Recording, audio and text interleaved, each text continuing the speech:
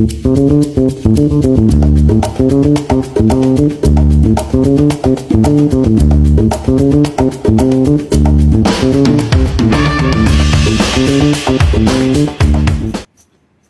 Youth Generation, selamat datang kembali pada acara Masyarakat Bertanya Dewa.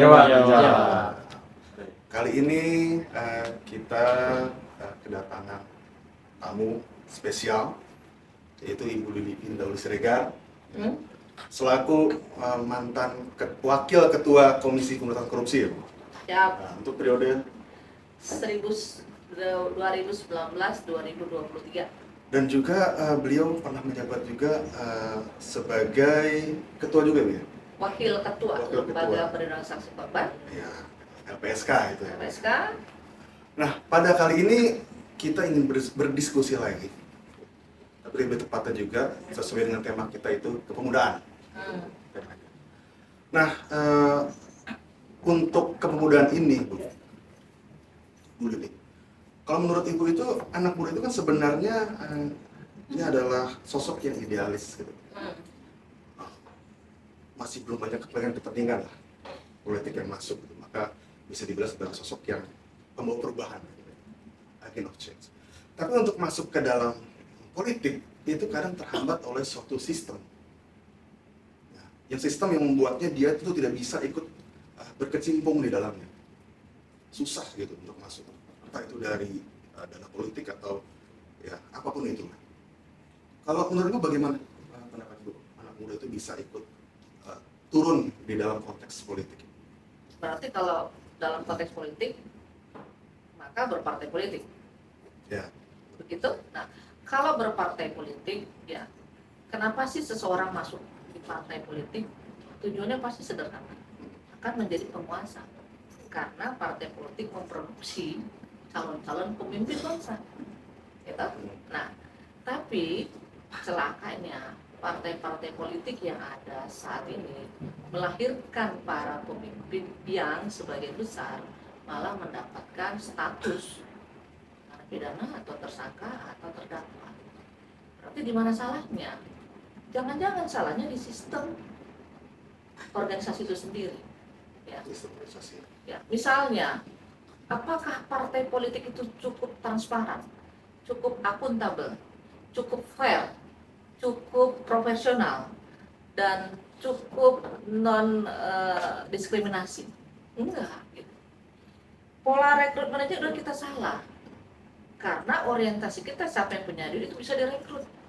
Nah, padahal jadi calon pemimpin tidak sekedar punya uang, tapi punya intelektual, punya kepribadian, punya kemudian karakter yang jelas. Itu yang sulit kita melihat partai politik mana yang benar-benar secara harapan pemuda itu bisa mengakomodir.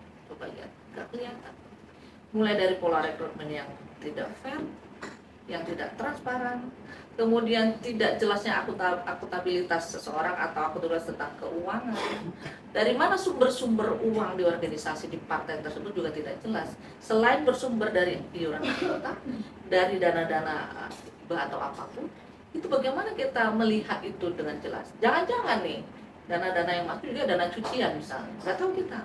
Lalu bagaimana pola ketika ada terjadi benturan? Pola kemudian apakah ada punishment dan reward? Kalau ini semua baik, itu tentu anak muda akan mau masuk ke dalam partai politik. Oke. Kalau misalnya dia tidak mau di partai politik, misalnya dia pengen menjadi pejabat. Pejabat sekarang diputuskan oleh partai politik di dalam area Senayan. Nah, kalau kemudian keputusan ada di tangan legislator, maka setiap calon pemimpin yang dipilih berdasarkan kepentingan politik. Nah gitu nih. Nah, tapi kalau anak muda tidak mau masuk, siapa yang kemudian akan memperbaiki ini?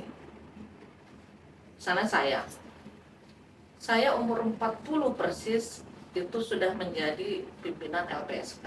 Tapi di umur 30 saya menjadi anggota pengawas pemilu Kota Medan. Gitu.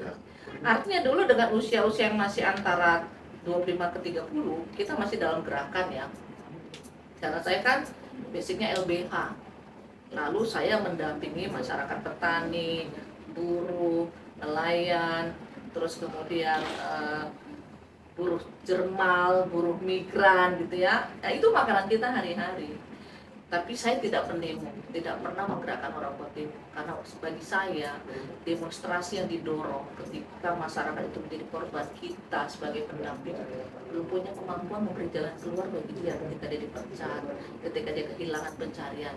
Sehingga saya pikir yang baik bagi saya itu adalah soal negosiasi dan kompromi atau penegakan hukum. Kita balik lagi nih tentang anak muda. Kalau anak muda itu tidak berani memasukin area itu, tentu sudah akan bikin perubahan. Kalau masuk, apa yang dijual? Pertama tentu integritas. Yang kedua apa? Kemampuan diri gitu. Bukan karena seseorang masuk lalu kita jadi anak bawang terus. Nah gitu. Lalu yang ketiga apa lagi? Bagaimana kita punya inovasi? Kamu masuk ke partai, apa sih yang kamu jual tentang dirimu gitu. Lalu yang keempat, kita melek teknologi tidak. Anak muda ini kan sebetulnya sangat banyak peran melakukan perubahan di Indonesia ya, yang menurut saya. Misalnya siapa sih yang mengungkap tentang Bukalapak, itu semua pemuda. Bukalapak, Traveloka, TV misalnya Bukalapak misalnya, atau bukan Traveloka ya, misalnya jual-jual itu ya. Terus kemudian yang beberapa gerai-gerai yang berada di arena online, terus kemudian melakukan penelitian-penelitian yang ada. Terus mereka juga membangun platform-platform yang ada berhubungan dengan edukasi-edukasi yang tidak akan jauh dari anak muda, tentang sampah, tentang teknik belajar, tentang membangun wirausaha, apapun. Jadi kan tidak harus di partai politik. Jadi tinggal melihat celah yang ada di sekitar lingkungan kita. Nah, itu bagi saya yang ruang-ruang itu yang menurut saya seperti tidak bersekat. Tapi harusnya anak muda itu menerabas itu, tetapi mencari cara lain, gitu ya. Ya. Nah, kalau kemudian komunikasi kita tidak baik juga nggak nyambung soal itu. Tapi Bu Lili, tadi saya sangat menarik juga tuh tentang kita harus mengembangkan skill itu, skill, dan juga harus punya inovasi yang mungkin dobrakan yang berbeda gitu dari yang lain sehingga menonjol gitu seperti itu. Tapi Bu, ini sepakat ya kalau misalkan dalam sistem sekarang itu banyak sekali praktik abuse of power. Nah praktik ini yang kadang membatasi pemuda itu untuk bisa masuk ke dalam sistem. Nah, apa yang pemuda bisa lakukan? Sementara dari sistem aja itu udah ada abuse of power, itu banyak orang yang menggunakan itu. Kalau menurut saya itu nggak bisa kita generalisir ya. Kalau melihat media, anak-anak itu masuk ke dalam sebuah sistem. Misalnya dia ikut sekolah kedinasan, ada banyak anak-anak tidak mampu kok. Tapi memang lagi-lagi ya, ketika dia sudah berada di jalur jenjang karir, itu terjadi gitu ya. Misalnya kalau tidak ada gerbong A, ini macet, nggak ada gerbong B, ini macet, misal begitu. Nah, kan berarti kembali kepada tentang apakah sistem yang ada di dalam ini itu sudah benar apa tidak? Oh, ternyata sudah benar. Lalu siapa yang membuat rusak? Berarti apakah ada corong buat itu menyampaikan bersuara? Tentu ada. Itu namanya whistleblowing system. Apakah berjalan? Dicek lagi masing-masing. Karena misalnya saya melihat di beberapa kementerian ada yang baik ya. Misalnya dulu kalau melihat berdasarkan catatan dari KPK, misalnya yang paling baik itu adalah Kementerian Keuangan gitu. Bahkan yang paling banyak itu swasta yang sudah benar menerapkan nilai-nilai itu. Jadi ada yang namanya sistem meritokrasi yang benar gitu kan, sehingga kalau sistem ini dibangun dengan baik tidak akan timbul soal abuse of power, soal diskriminasi, soal tidak terjadi yang bukan not on the right place gitu ya. Nah kan yang dilihat oleh pemuda-pemuda kan demikian. Jadi kalau ketakutan itu lebih menonjol, kita menjadi apatis untuk melakukan perubahan. Tapi masuk dulu. Tapi yang pasti tadi intinya adalah soal kemampuan intelektual, integritas, dan kemudian inovasi dan kecerdasan yang lain yang berhubungan dengan etika, dengan moral, dan membangun komunikasi gitu. Nah, jadi saya tidak bisa menyetujui 100% tentang abuse of power tadi gitu, karena dari banyak contoh-contoh yang misalnya Itu kan ada banyak anak-anak yang di luar bayangan kita, dia punya kemampuan kok menembus gitu. Iya. Gitu ya, ada anak yang keterbatasan, yang jauh dari akses pusat, yang tidak punya dana apapun, tapi dia mampu tumbuh kembang gitu, mampu dia menonjol, dan dia mampu mempengaruhi masyarakat sekitarnya untuk kemudian hidup. Kenapa kita tidak mencontoh yang nilai-nilai positif itu? Gitu loh. Maka dari itu mungkin punya nilai gitu tadi. Iya. Balik ke nilai itu tadi. Kalau Iya. kita punya nilai mau bagaimana sistemnya, ya kita punya nilai gitu. Ada yang Iya. bisa kita tawarkan gitu. Itu loh yang maksudnya ini. Nah Ibu, ini sesuai dengan posisi Ibu dulu di wakil ketua KPK. Nah, anak muda itu kan sosok yang idealis Bu. Nah, kadang dia melihat berita-berita terjadinya korupsi dan apa itu kita cukup geram aja gitu. Tapi geram ini kita nggak bisa ngapain Bu. Iya. Ya kan, waduh kita geram aja tapi kesal dan gimana? Apa yang anak muda itu bisa lakukan? Pertama, anak muda itu bisa melalui komunitasnya, tapi jangan tiap hari kampanye demo, itu keliru. Menurut saya, Ya, menurut saya nih pribadi ya. Karena demo dalam gelombang besar terus-menerus pun itu dampaknya tidak banyak.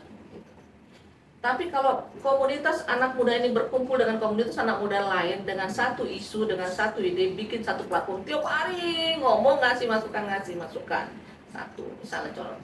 Lalu mungkin yang kedua adalah dengan cara memberikan edukasi kepada adik-adik masuk misalnya di ruang guru atau masuk di apa ya namanya kan, kalau negara sudah membangun namanya Karang Taruna, KNP, walaupun di dalamnya gitu ya, di dalamnya nggak menjadi harapan kita tentang sebuah nilai ideal gitu. Nah itu. Nah kalau ini kemudian edukasi kita tularkan dari satu orang ke satu lain, yang pertama adalah tentu keluarga.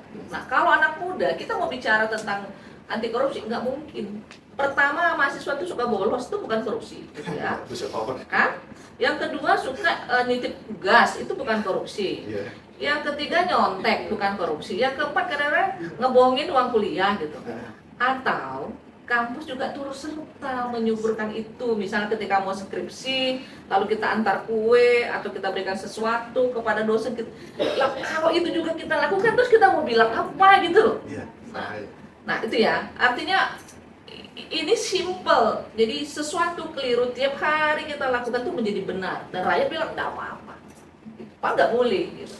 Ketika kita bilang itu tidak boleh, kita dimusuhin, enggak apa-apa, dimusuhin kayak Pak Mahfud, dimusuhin dicuek aja, ngomong aja beliau tuh. Saya suka dengan karakternya gitu.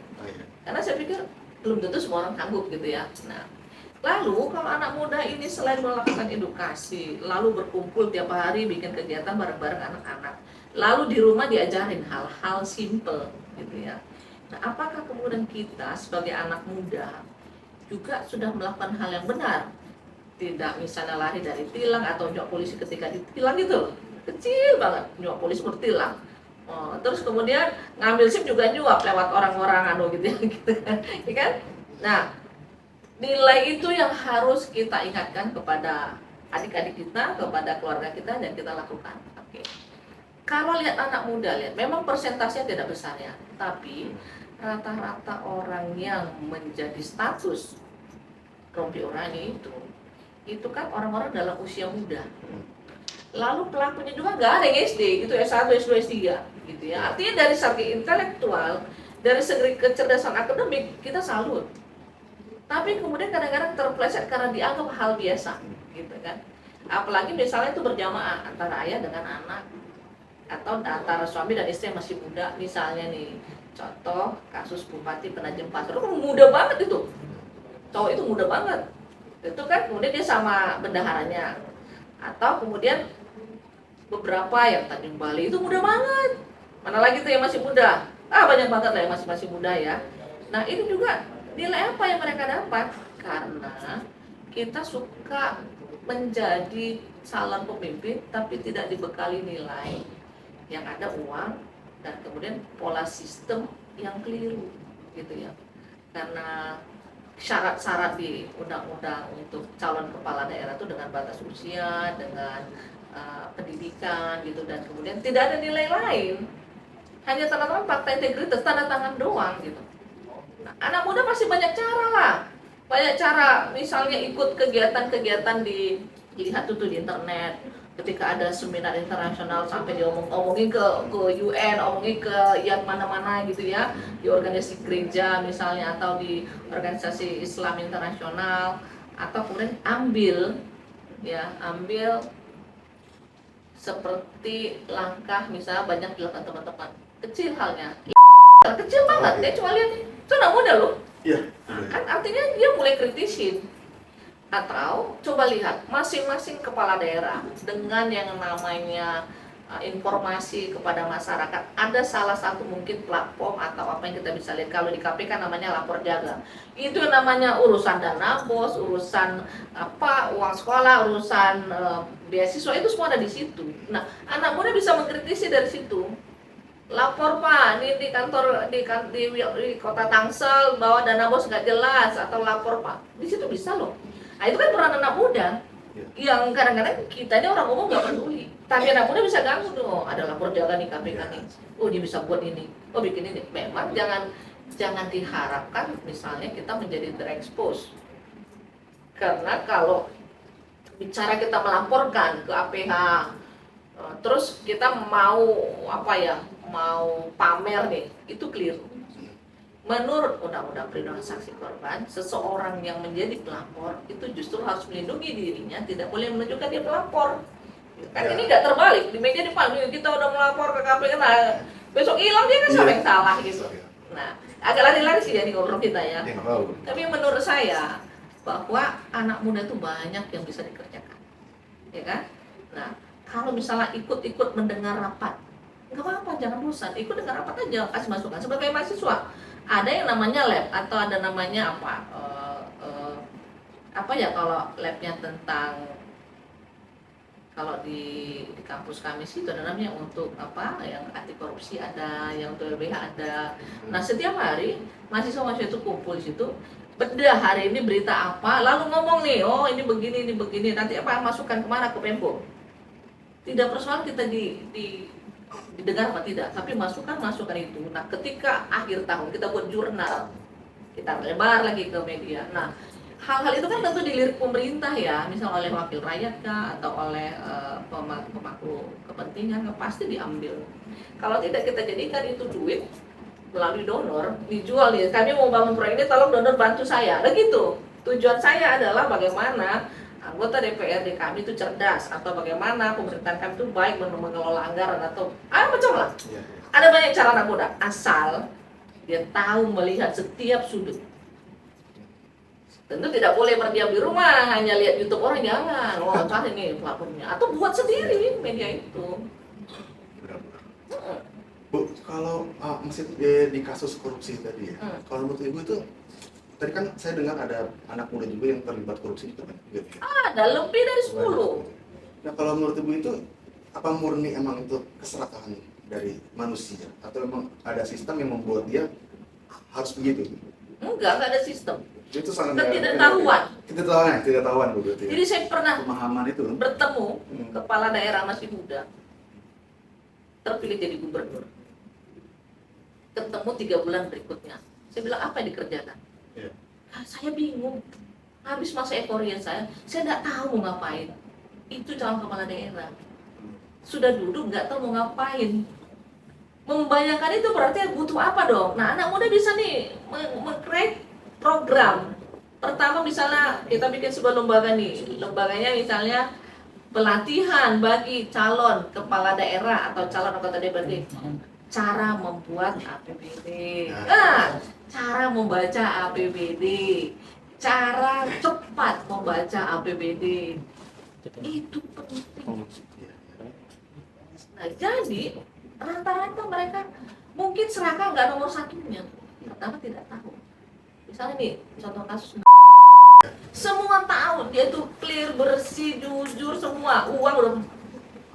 Kenapa? Nggak tahu. Ya, kan tidak tahu itu ya, pemahaman itu. Itu teknokrat dikasih urusan ini, yang namanya urusan uang, urusin rakyat, urusin bangunan, urusin jalan, kemana lagi?